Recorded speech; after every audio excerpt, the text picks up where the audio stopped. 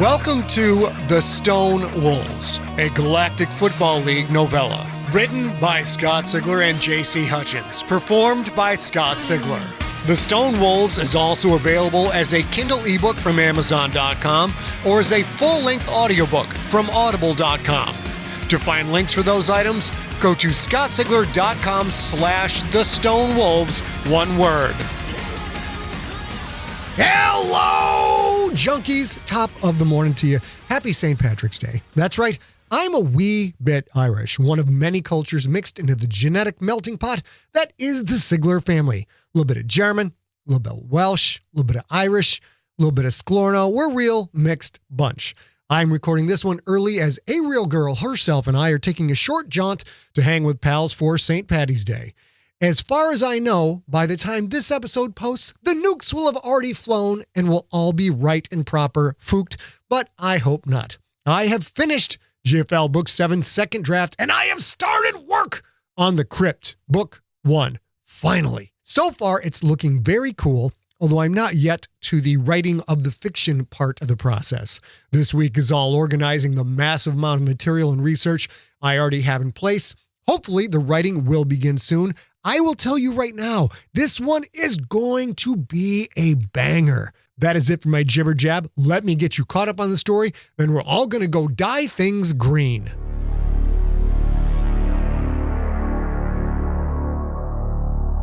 Previously on The Stone Wolves, the Olorun and Diana's arrow came out of punch space and into the jaws of Thorne's trap. By disguising the arrow as the Olorun, the latter was able to go cold and stay hidden while Thorne's forces destroyed the arrow. After secretly landing the Olorun on MT-734, Killian and his crew prepare for the final assault on Thorne's research facility.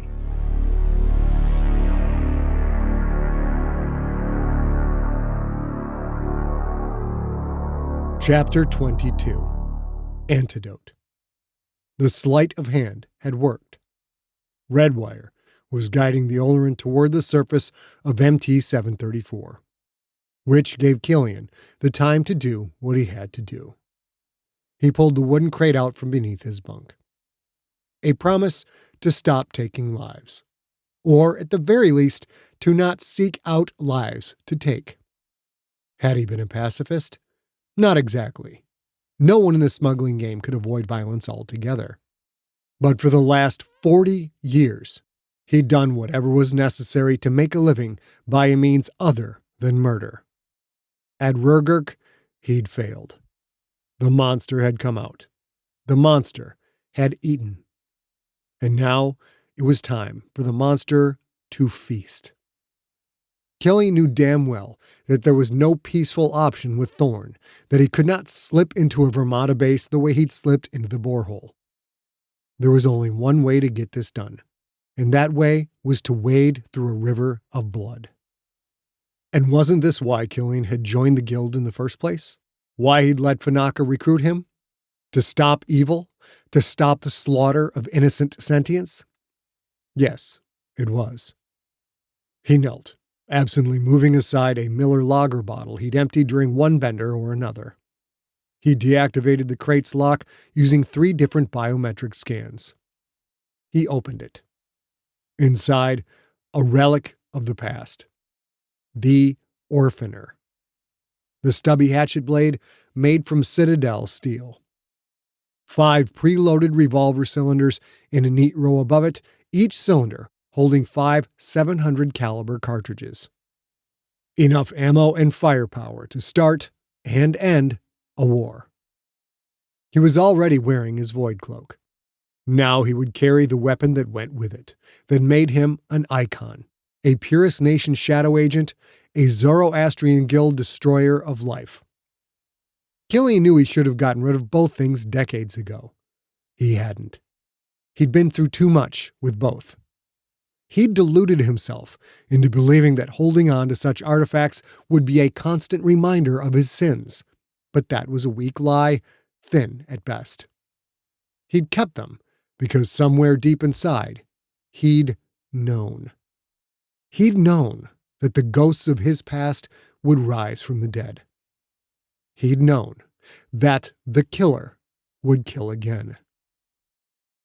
Killian lifted the tray that held the orphaner and the revolver cylinders. Beneath it, more monster cartridges, 3 rows of 10, each round nestled in foam, tips gleaming a dull chrome black.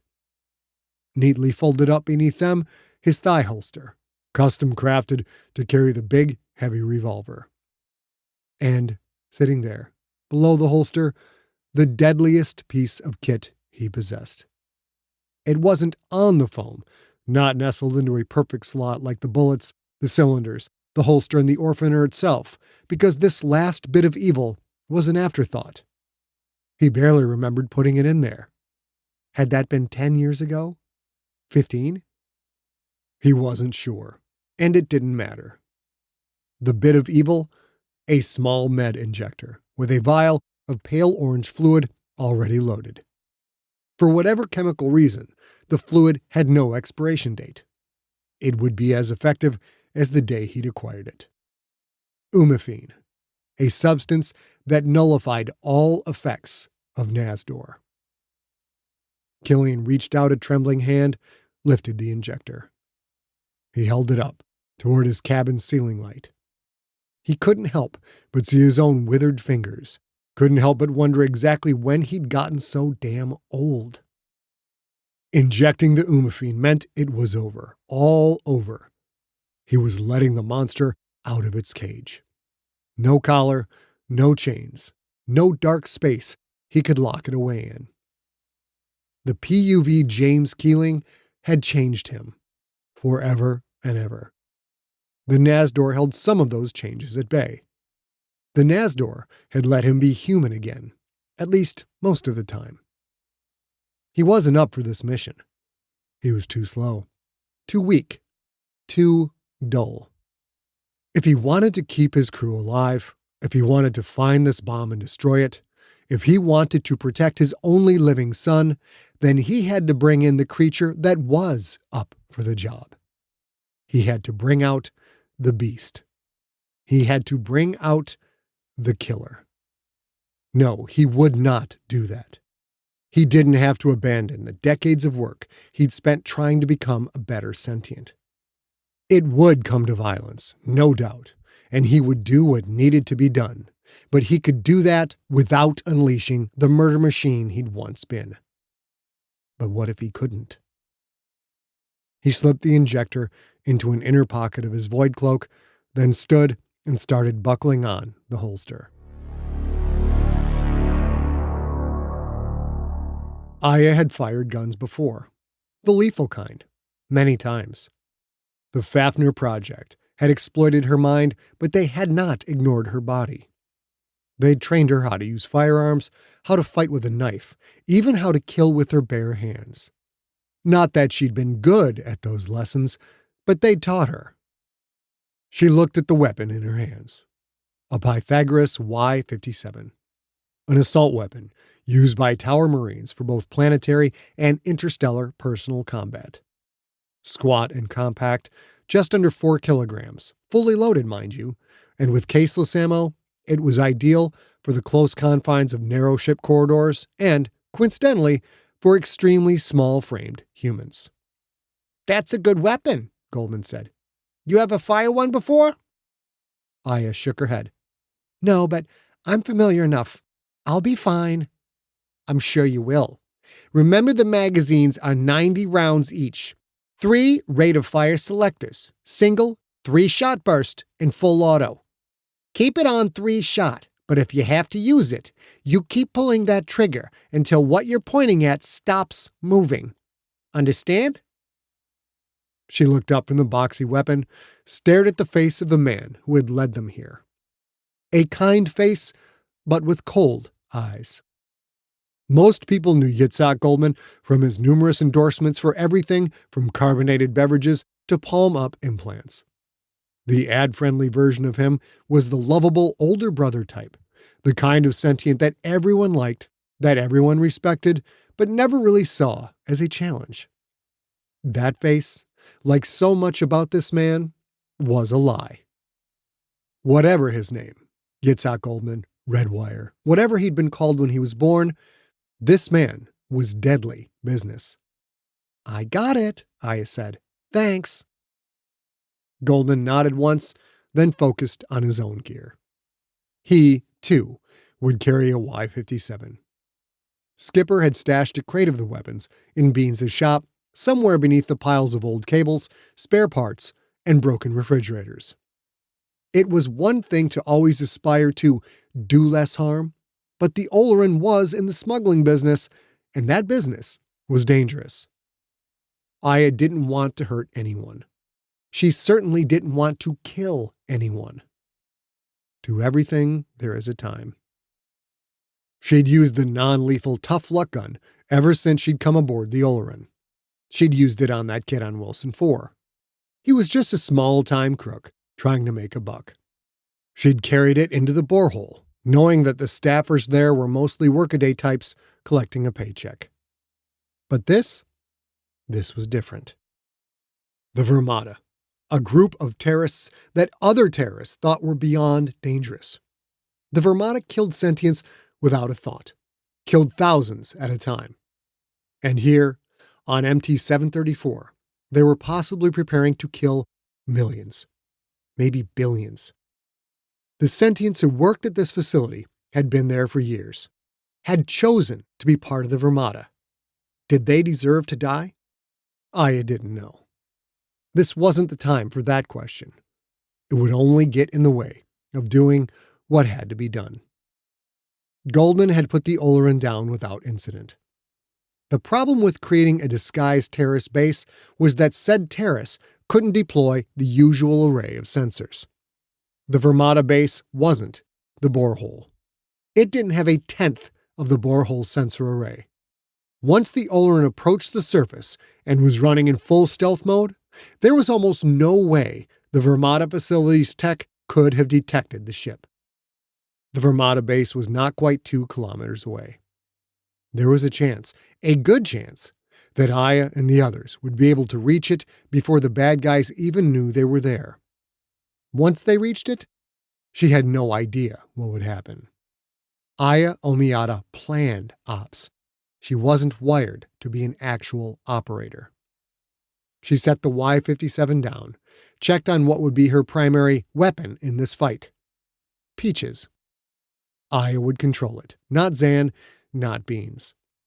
The small, fast watchbot would, hopefully, give her the information and data access she needed to unleash her Fafnir project skill set on the Vermata base. Peaches was as ready to go as it could be, so I had double-checked her armored exosuit. The armor, like the Y-57, was from the Tower military. It had been acquired long before Aya's arrival or Goldman's. Hers was a bit too big, his a bit too small. The pressurized armor let its wearer operate in multiple environments, including the vacuum of space. Dull black helmet, chest plates and jointed sleeves, the same for the leg, abdomen, and crotch protection. The rig stored 5 hours' worth of oxygen. Meant for combat, the armor held a store of smart gel that sealed punctures. I had tried not to think that most punctures would come from bullets. Nice that a suit could seal holes while the person wearing it could not. As good as the armor was, it wasn't state-of-the-art. Surplus, at best, probably 2 decades old, possibly older. She hoped it wouldn't be put to the test. Aya looked at herself and at Goldman, and she almost laughed. They looked like a before and after military recruitment ad. Are you scrawny and tiny, but you want to protect your homeland? Then sign up for military service and we'll tweak your DNA to make you a big ol' apex badass. You stay behind me, Aya Papaya, and we'll be fine. She looked to Beans, in his hulking Ursa Major schmeck that seemed to take up half the cargo hold. He looked like a bipedal tank, cobbled together from 3 different tanks, from 3 different species, from 3 different wars, but with mech legs so thick they could deadlift the Olorun itself. She had no idea what the stubby shoulder cannon fired, didn't really want to know. She suspected it could put big holes in big things. A 6-barreled minigun on his left forearm, a smaller automatic rifle cabled to his right. Smaller, yet still 3 times the size of her own weapon. "You can count on that, Beansy," Aya said. Viden fluttered across the hold. In her mouth flaps, she held a traditional Hurrah longblade, a 2-meter scandium aluminum shaft that housed a laser generator and was graced on one side with a long, sleek crysteel axe head. She must have brought it over from Diana's arrow during the time and punch space, before the Vermata fighters destroyed the ship. Longblades were sleek, elegant, and light, as too much weight made it hard for a Hurrah to fly. Aya had seen many movies with Hurrah using weapons like those. In pre-industrial times, long blades were the refined weapon of the upper class, that species' equivalent of a human sword. As technology progressed and humans replaced swords with firearms, the Hurrah had modified their time-honored close combat weapon to kill at long range as well. Even Zan was ready to go in, although she would stay with the ship and only enter combat if things went bad. She walked around the hold in her repaired bipedal schmeck. Beans hadn't had much time to fix it properly. Somewhere in his bottomless pile of parts, though, he'd found a replacement leg. A leg that was red and several centimeters shorter than its opposite. To accommodate the height difference, Beans had mounted a block of chipped wood to the bottom of the foot. For the first time Aya had seen, Zan had opted for no stuffed animal face. Zan's head looked like a dull metal skull, scratched and dented, as if it had been buried, then recently dug up and put back into service. The Olorun crew wasn't screwing around. Aya hoped everyone would survive.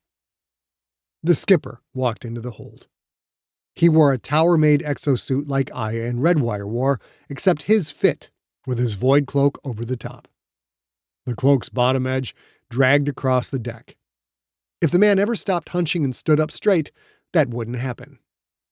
The odd cables that curled up from the cloak's right arm and shoulder had been cleaned. They gleamed with a soft, internal light. He had the exosuit's black helmet secured to his back. Was he going to wear it, or did the void cloak have some kind of recessed exo-capable rig? Aside from the helmet, the cloak seemed to hang on him as it had back at the borehole. That meant he wasn't wearing the same full-size air tanks that she and Goldman wore. The void cloak had to have its own air supply. Otherwise, Skipper would have to rely on the small emergency tanks that lined the exosuit's waist. She saw a leather holster strapped to Skipper's left thigh, a holster as big as Aya's chest. The handle that protruded from it looked like a polished tree trunk. The Orphaner, a hand cannon that ended in a stubby sword and kicked out 700 caliber rounds. "You're left-handed," Aya said. "Of course you are. Just like him." Him. Quentin Barnes. "Last chance," Skipper said. "Anyone wants to sit this one out, say so now. Once you leave this ship with me, you're a soldier under my command. We will finish this mission, no matter what it takes." Goldman stepped up to him. "Just like old times, brother," the younger man said. "The weapons are hot, and the cause is righteous." Viden fluttered over, hovered next to the two humans. "One last fight," the Hurrah said. "The Krizatu will finish what they started so long ago, for recoil." Goldman nodded. "And for hopscotch."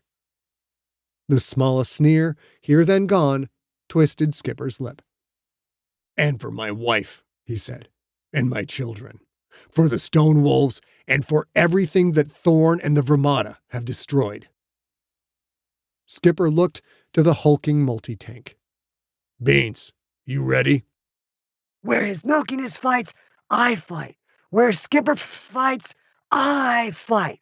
I am ready to take a foot and shove it up the anus of any Hansel Gretel out there. The little guy would probably never get that phrase right. Skipper turned his dead eyes on Aya. "And how about you, noob? You sure you don't want to stay here?" That was exactly what she wanted to do. She was terrified of what was about to happen, but it had to be done. The League of Planets trained her as a weapon, a thing of evil, maybe not unlike the very Vermata they were about to attack. They'd taught her how to sit back and plan the deaths of others while she remained safe and warm in her too-clean bunker. Not anymore. So many were at risk, including Skipper, Beans, and Zan. Aya's family. I'm going in. He studied her for a moment, those cold eyes judging, evaluating. You're so young, he said. So damn young. So was I, Goldman said. A lot younger than she is now. Aya's an adult. She knows what's at stake.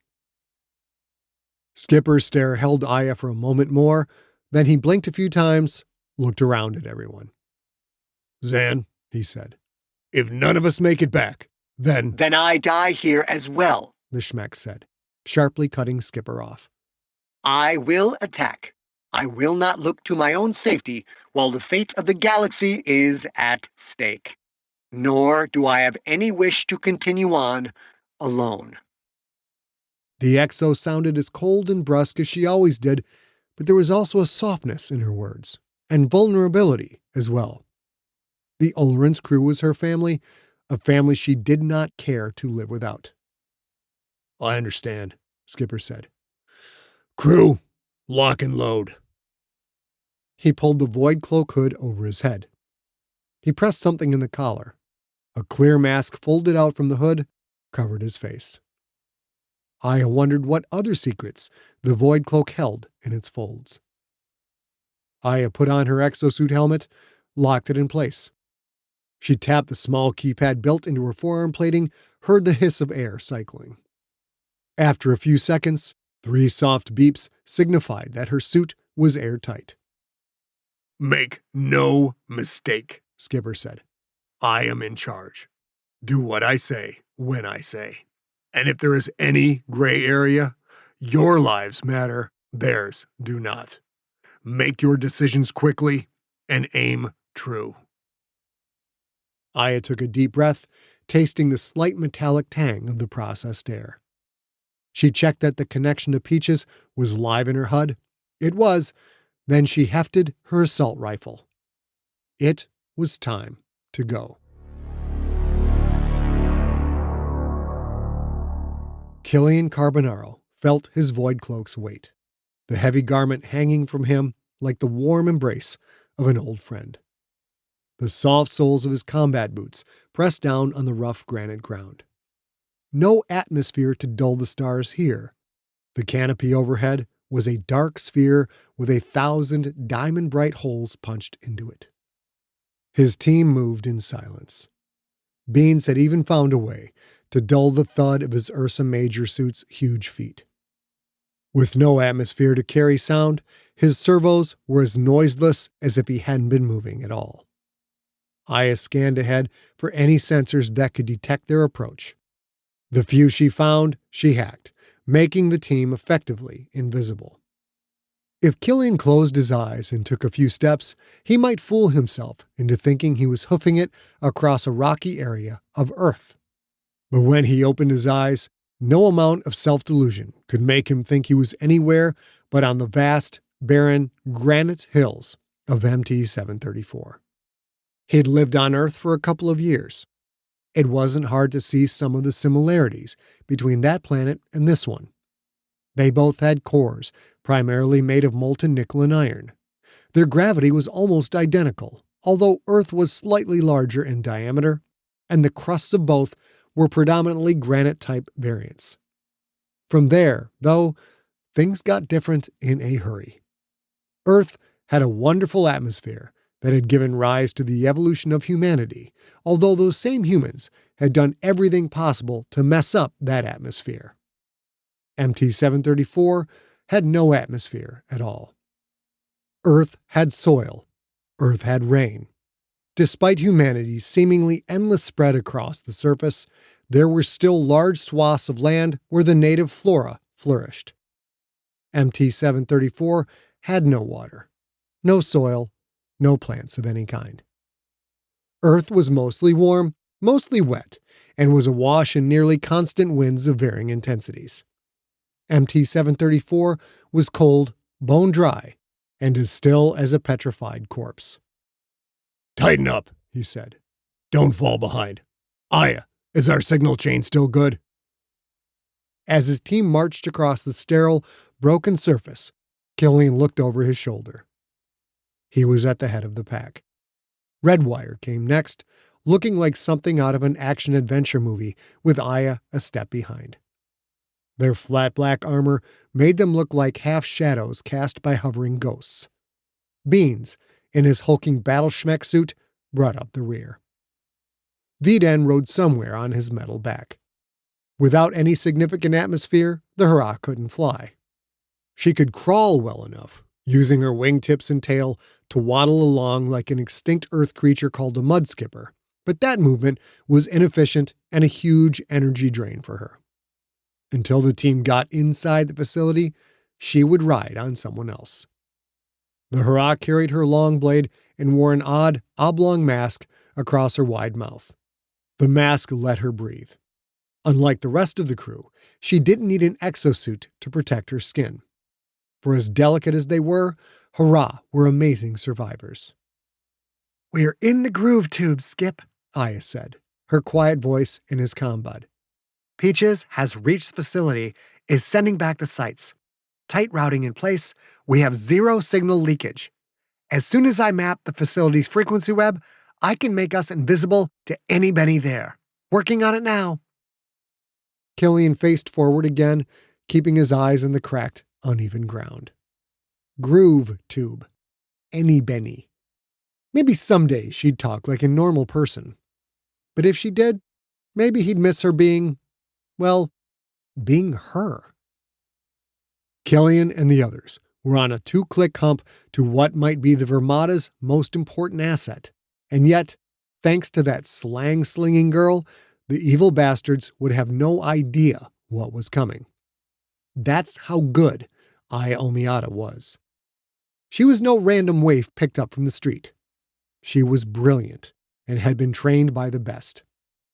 Had she been alive 40 years earlier, she could have been one of the Kruzatsu, an incredibly skilled specialist working with a team of incredibly skilled specialists.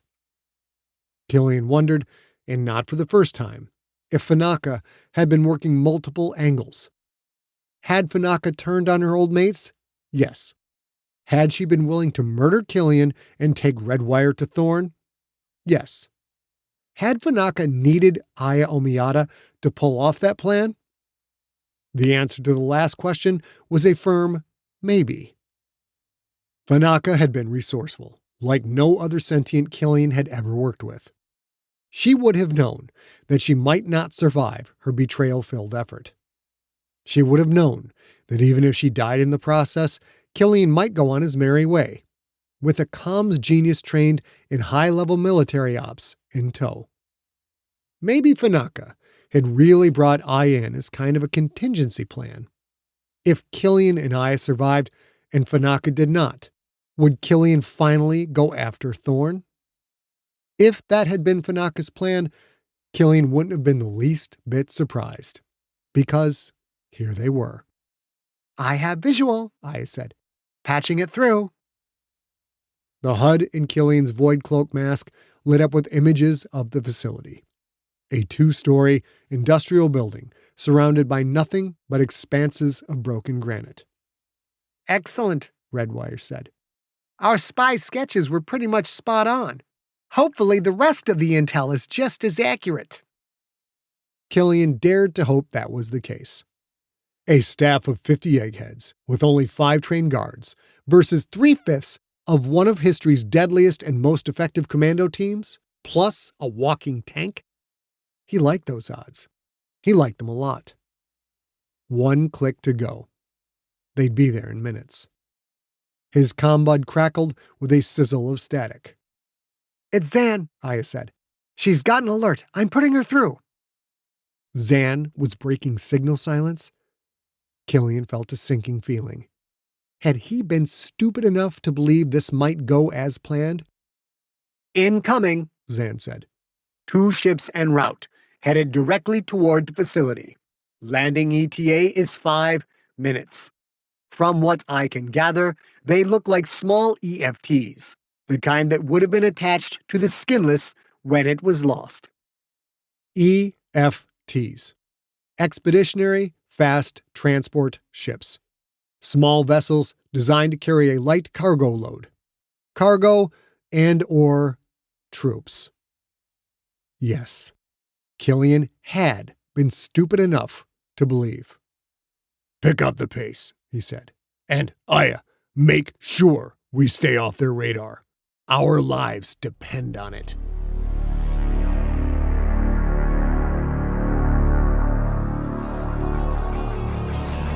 You have been listening to The Stone Wolves, a GFL novella. Written by Scott Sigler and J.C. Hutchins, performed by Scott Sigler.